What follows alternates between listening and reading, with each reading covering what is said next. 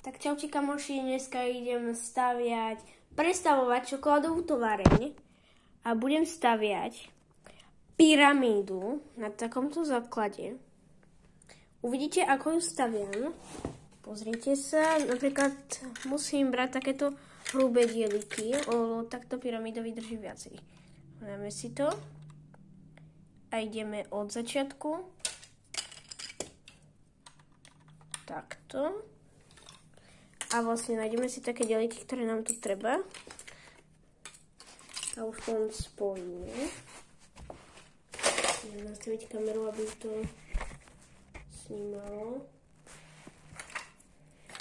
To musím zobrať.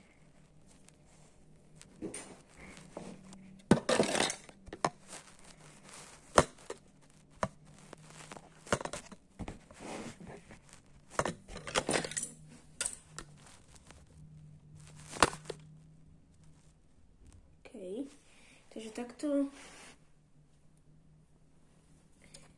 A zoberieme si teraz takéto hrubé dieliky. A takto doplňame.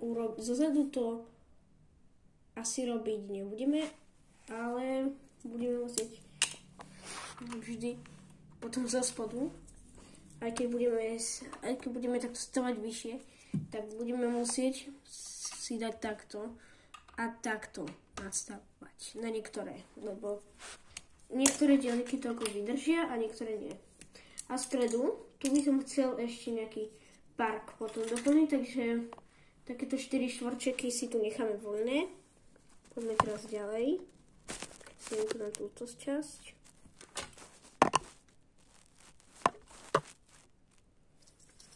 Takto. Teraz 4 medziera.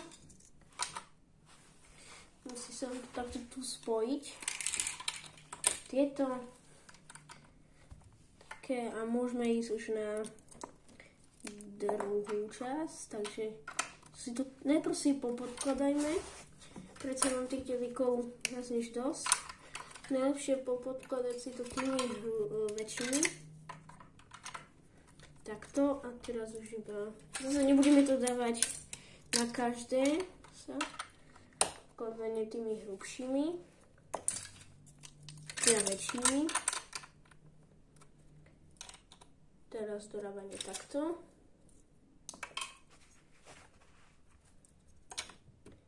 Tu musím nechať zozadu voľný priestor, lebo predsa chcem tam dovnútra niečo dať, takže tu dáme zase 6 a takto budeme môcť doplniť.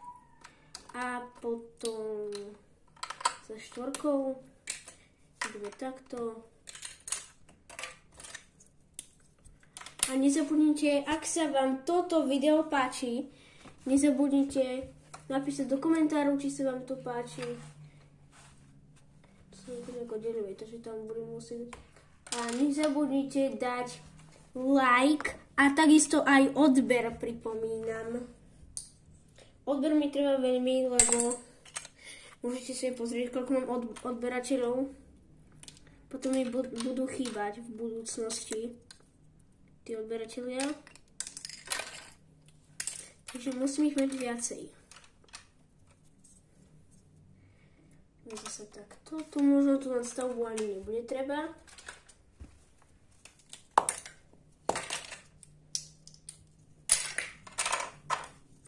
Vieš, čo môžem zrobiť. Takto.